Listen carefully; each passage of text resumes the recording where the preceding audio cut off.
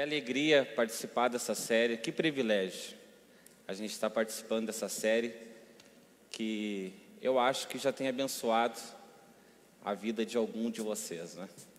Tem abençoado? Que privilégio.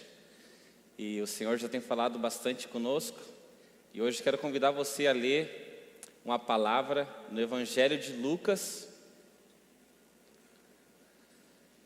capítulo de número 15.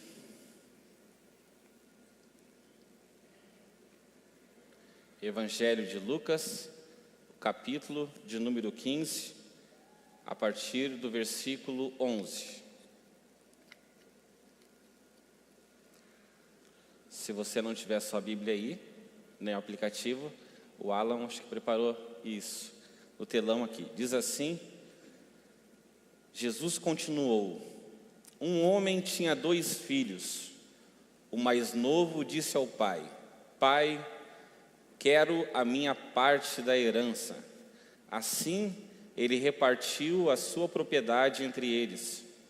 Não muito tempo depois, o filho mais novo reuniu tudo o que tinha e foi para uma região distante.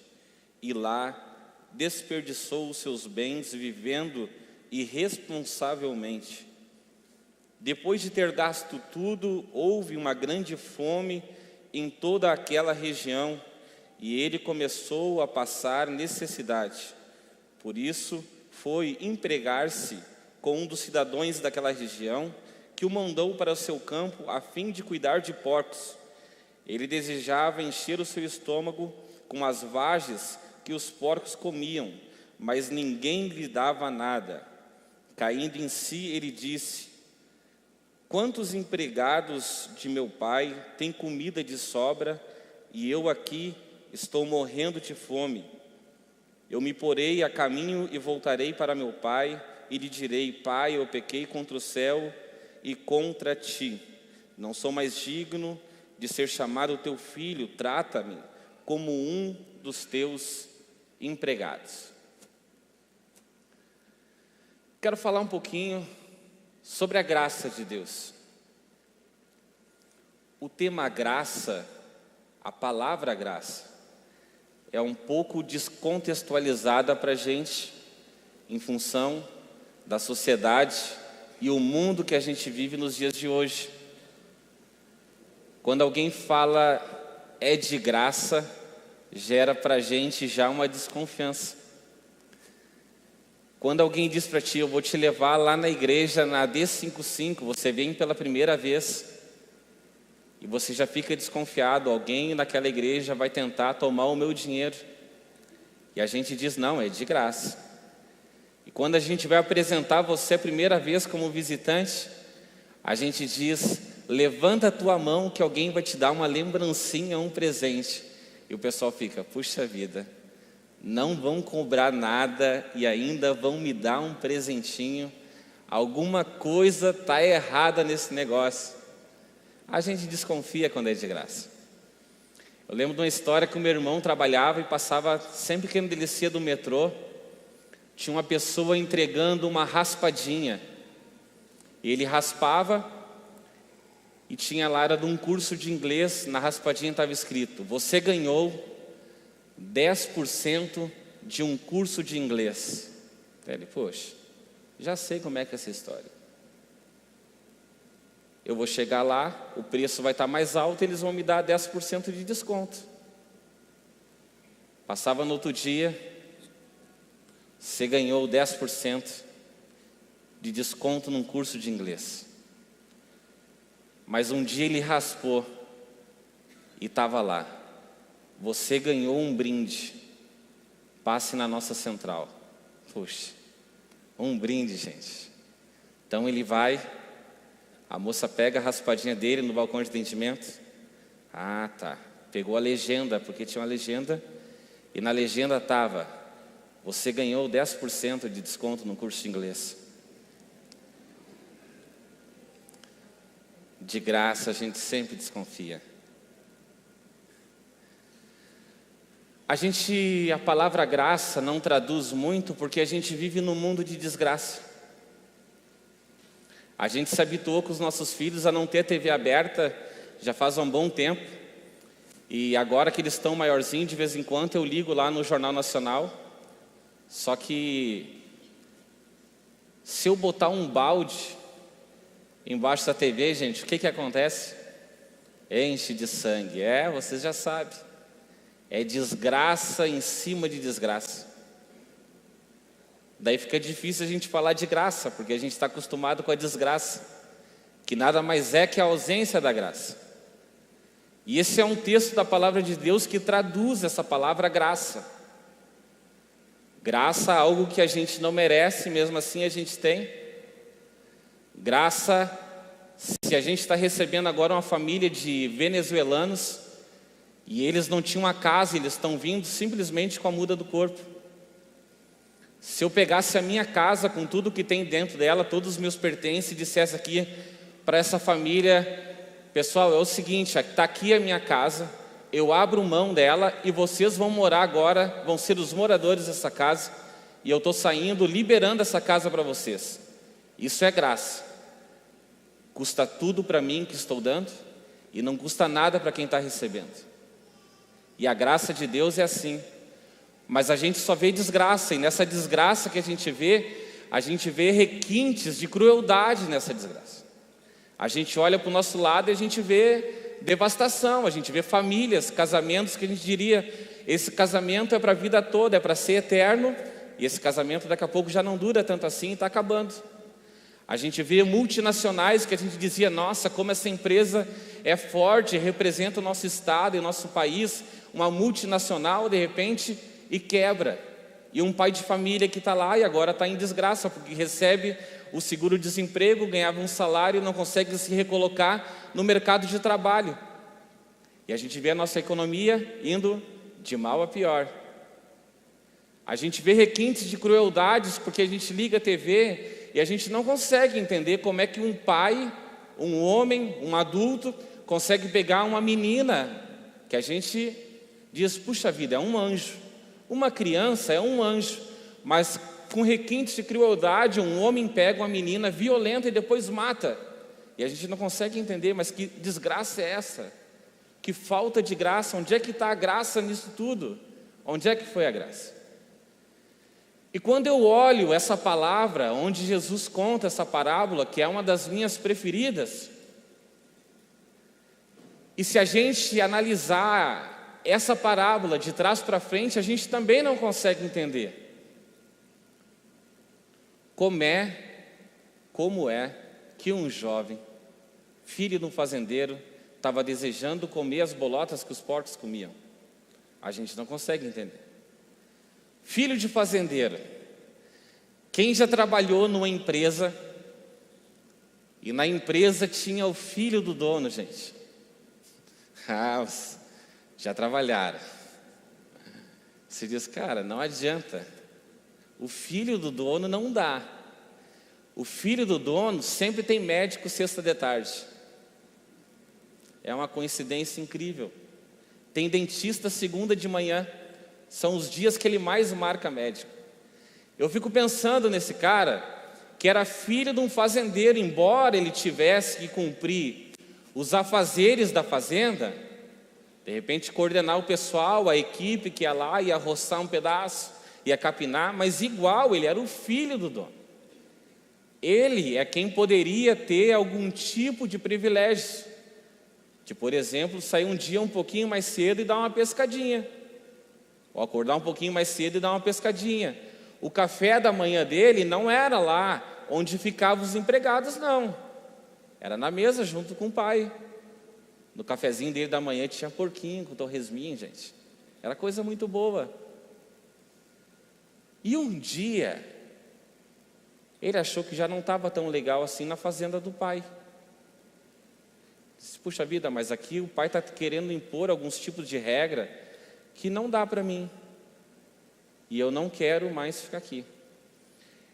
E é esse cara, esse menino, esse homem que a gente vê, que tinha todos os privilégios de um filho de um fazendeiro, que agora a gente vê, depois de um período curto de tempo, desperdiçando tudo aquilo que era do pai, desperdiçando a fortuna, gastando com seus amigos, e um dia ele vai lá, hoje eu vou fazer uma festa, e quando ele vai pegar no saco onde estavam as suas moedas, o seu dinheiro, não tinha mais dinheiro. O dinheiro tinha acabado. Casualmente, o contexto que ele estava inserido também era um contexto de desgraça, um período de grande fome naquela terra. E agora esse cara começa a passar fome, e ele só consegue um emprego, e esse emprego é cuidar de porcos. A minha mãe sempre falava: porco, filho, é assim, você lava um porco, dá um banho, igual a gente faz agora no pet shop, né? Lava, bota creminho, perfuminho, faz tudo direitinho. Se for uma fêmea, bota uma fitinha na cabeça, cor-de-rosa, coisa mais lindinha, e solta o porco para te ver o que acontece. O porco, ele vai procurar a lama, porque ele é sujo. Ninguém sente inveja. Se tu olhar um poodlezinho, um animalzinho bonitinho, criado em apartamento, que come bifinho, tu pode dizer: puxa vida, mas até que tá cheirosinho esse bife, hein? Eu com a fome aqui, né, cara? Estou dando um filezinho pro poodle. Mas eu tenho certeza que ninguém de vocês nunca desejou comer o que os porcos comem, e nem se sentiu à vontade de fazer a tua refeição com um porco comendo do lado. E esse cara, que era o filho do dono da fazenda, o filho do fazendeiro, ele olhava os porcos comendo, e a fome, a desgraça da vida dele era tanta, que ele olhava os porcos comendo, ele dizia: que vontade de comer a comida que os porcos estão comendo. Mas mesmo assim, a desgraça era tanta que ninguém lhe dava nada.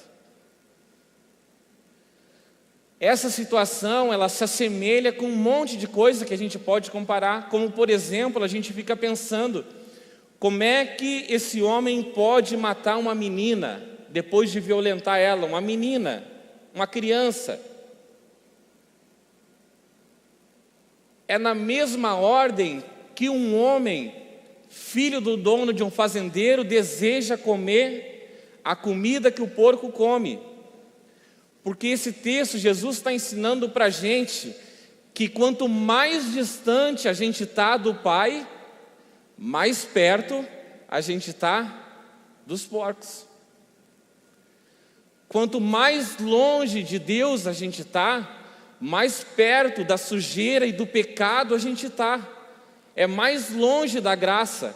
E daí ele comete vai se afastando do Pai e comete um pequeno delito, uma flertada, uma cantada com uma mulher que não é a sua mulher, e ele vai, e quanto mais ele se distancia do Pai, mais aquilo vai ficando de uma forma conveniente para ele, ele vai se afastando, e de repente ele está envolvido numa rede de adultério, numa rede de prostituição, porque quanto mais distante ele vai ficando do Pai, mais perto da sujeira ele vai ficando.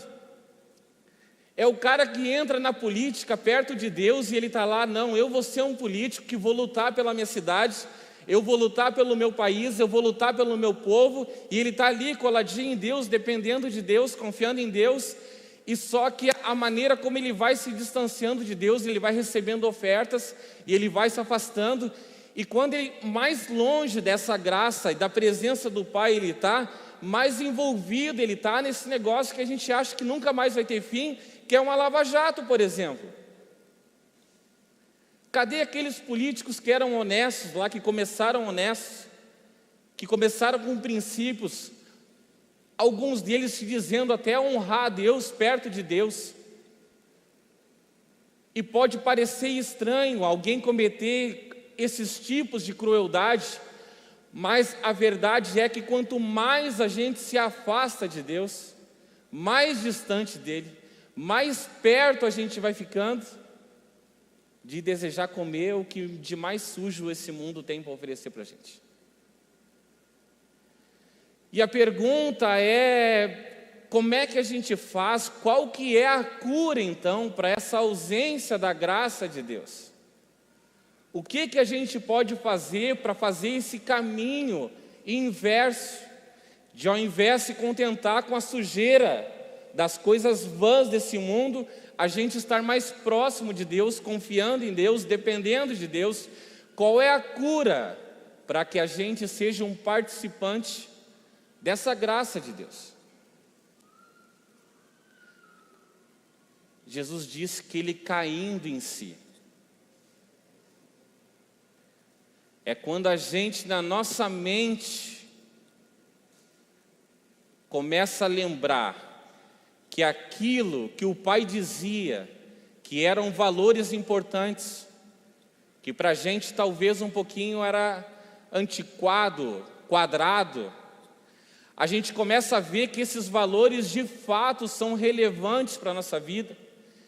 A gente começa a pensar onde foi que a gente se perdeu e como a vida que a gente tinha perto do nosso Criador era uma vida abundante. E caindo em si, a gente então tem que fazer essa confissão, esse caminho de volta e dizer: eu vou voltar para lá e vou dizer para Ele, eu vou dizer para o Pai: Pai, eu pequei contra Ti. Eu não sou digno nem de ser chamado filho, esse é o caminho. A cura começa aí, porque não é o pai que sai lá da fazenda e vem aonde está o filho com fome buscar o pai. É o filho que começa a lembrar onde foi que ele se ausentou da presença do pai. Quando ele considerou que a palavra do pai já não era mais tão importante assim, a ponto dele dizer: Pai, dá a parte da herança que me pertence. Ou seja, Pai, para mim é como se tu tivesse morto. Eu sei que a herança que eu tenho é para depois que tu morrer, mas eu quero agora, em vida, a minha parte. Ou seja, não é mais importante eu ter tu aqui junto comigo, não, nada mais faz sentido, e eu quero distância. Quando a gente cai em si e lembra da onde que a gente saiu, começa o processo de cura na nossa vida. E a gente começa a percorrer esse caminho de volta, e que não é um caminho tão fácil. O meu filho pequeno, o Wagner, estava um dia, a gente fica sentado ali, a minha sogra mora embaixo, no nosso condomínio, e estava sentado ali e a gente estava conversando com a minha esposa, com os familiares, e a minha sogra falou alguma coisa para ele quando ele estava conversando com a Vânia. E ele virou para minha sogra e falou assim: ó, eu não te chamei na conversa. Gente, o que se faz numa hora dessa? Daí a Vânia falou para ele: ó, a gente vai conversar. Subiu com ele. Daí no quarto tem as duas opções diante dele. Wagner, é o seguinte: ou tu desce agora e pede desculpa. Eu estou falando calmamente, mas a lágrima dele sempre já está escorrendo. Ou tu desce agora e pede desculpa, perdão para tua avó, ou tu apanha. Qual tu vai querer? Opção A ou opção B? Ele: vou ficar com a A. Vai descer. Desce. É no terceiro andar. Desce até o segundo. E volta. Volta mancando. Não consigo, mãe. Estou com dor nas costas. Não consigo descer. A Vânia falou para ele: é só duas opções. Se tu não conseguir descer, tu vai apanhar. E daí ele desce, inventa mais uma desculpa, volta. Ela disse: eu vou te dar a última oportunidade. Ou tu desce e pede perdão para tua avó, eu vou junto contigo, tu pede perdão para tua avó, ou tu vai apanhar. Então, depois de muito relutar, ele desce. Porque essa caminhada dessa reconciliação não é algo que é tão natural para a gente assim. O caindo em si, da gente perceber que a gente tomou decisões longe do Senhor. A gente tomou decisões longe do Pai. A gente se afastou. E agora, quando a gente está numa situação que a gente mesmo se coloca, não é Deus que coloca, mas a gente se coloca, e agora a gente diz: por que é que eu estou vivendo uma vida de desgraça? É porque a gente decidiu viver longe da graça. E sabe o que mais interessante nisso tudo, meus irmãos? É porque quando o filho toma essa decisão e ele está voltando, e quando ele está chegando na porta da fazenda, na porteira da fazenda, o pai está exatamente no lugar que estava, na mesma posição, esperando o retorno do filho. É Deus sinalizando para a gente: a minha graça está aqui, manifesta no mesmo lugar de onde vocês saíram. E se a gente tomar essa posição de dizer: Deus, eu quero sim voltar a depender de Ti, voltar a ouvir os Teus conselhos, eles serão importantes para mim. Eu quero voltar para a Tua casa, nem que seja para mim ser um Teu empregado, porque para o pai isso não é algo aceitável. Quando o filho retorna e o pai diz: meu filho retornou, o abraça de longe, diz: agora a gente vai fazer uma grande festa, porque o meu filho estava como morto e ele voltou para os meus braços. Ele decidiu deixar a vida que ele estava vivendo e ele decidiu agora voltar a viver debaixo dos meus cuidados. E o que eu tenho para oferecer para o meu filho é uma vida abundante. É essa vida que ele tem a oferecer para mim e para você. Não é a vida sem graça, não é a vida de desgraça, é a vida abundante que o Senhor tem a oferecer para nós. Mas às vezes a gente precisa cair em si e perceber que talvez a gente tenha se distanciado um pouquinho, ou talvez mesmo perto do Pai, perto do Senhor, a gente acaba vivendo como o segundo filho, que é o que está na fazenda e vê que o irmão voltou e agora está sendo feita uma grande festa pelo retorno do irmão, e ele não consegue entender. Então ele fala: pai, mas eu trabalho como um escravo teu há tanto tempo e tu nunca me deu nada. Porque às vezes mesmo perto do Senhor a gente acaba se colocando numa condição de que tem algo que tenha que ser feito pela gente mesmo para que a gente mereça o favor do Senhor, e não tem, já está feito. É a graça de Deus, é algo que a gente não merece, é algo que Ele já deu por nós. E a gente mesmo perto do Senhor não consegue entender: puxa vida, mas é de graça mesmo, o que eu posso fazer? Qual é o esforço que eu tenho que gerar para alcançar essa graça? Não há nada que tu possa fazer, a não ser dizer: pai, eu quero depender de Ti, eu quero depender do Teu cuidado, do Teu amor, do Teu carinho, do Teu abraço, do Teu conselho, estar debaixo da Tua direção e do Teu cuidado. E é só assim que a gente vai conseguir, gente, ter a vida abundante que o Senhor quer que a gente viva nele. Amém? Vamos orar? Vamos ficar em pé.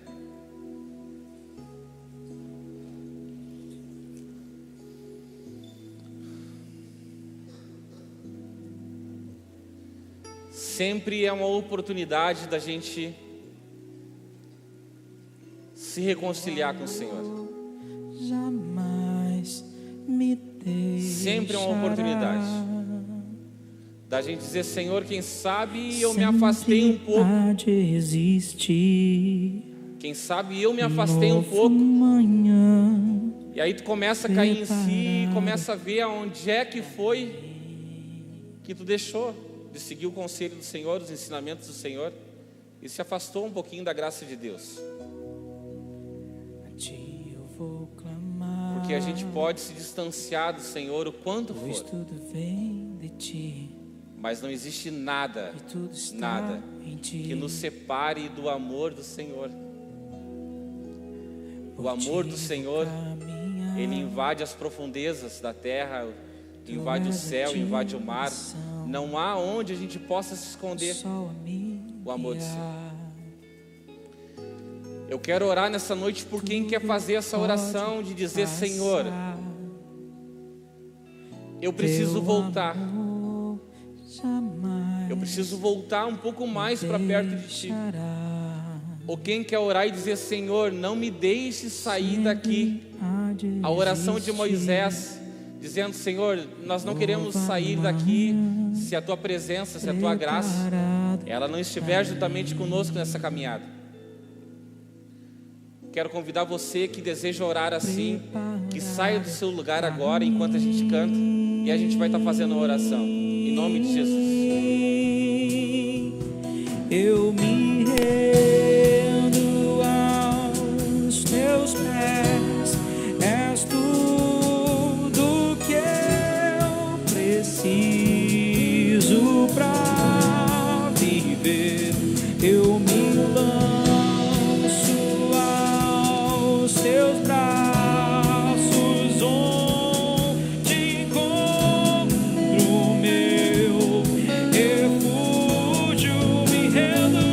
Eu me rendo aos Teus pés, és tudo que eu preciso pra viver. Eu me lanço aos Teus braços, onde encontro meu refúgio. Senhor, obrigado, Senhor, pela Tua graça que nos alcançou, Senhor. Mesmo nós não sendo merecedores, mesmo, Senhor, não sendo dignos, a Tua graça nos alcançou. E isso, Senhor, não nos custou absolutamente nada, Senhor. É o Teu amor que nos alcançou. É a Tua misericórdia, Senhor, que se renova na nossa vida todas as manhãs, Senhor. Senhor, nós queremos nessa noite te dizer que se de alguma maneira a gente tem se afastado da Tua vontade, se de alguma maneira a gente tem se afastado do Teu caminho, se de alguma maneira a gente tem deixado de ouvir a Tua voz que outrora falava conosco, outrora nos dizia, nos ensinava, nos exortava, e a gente por vontade própria decidiu andar um caminho paralelo, longe, distante de Ti. Nessa noite, Senhor, é um tempo que nós queremos dizer diante de Ti, Senhor, que nós queremos fazer esse caminho de volta, Senhor, a depender da Tua vontade, a depender, Senhor, do Teu querer. Nós queremos fazer o caminho contrário, Senhor, de volta a depender, Senhor, de estar coberto pelo Teu amor e da Tua graça, Senhor. Livra-nos, Senhor. Livra os meus irmãos de toda ausência da graça que possa estar afetando a vida deles, Senhor. Mas traz cura essa noite, através dessa mudança, Senhor, na mente, de reconhecer, Senhor, o quanto precisamos e o quanto dependemos de Ti, em o nome de Jesus. Amém. Amém.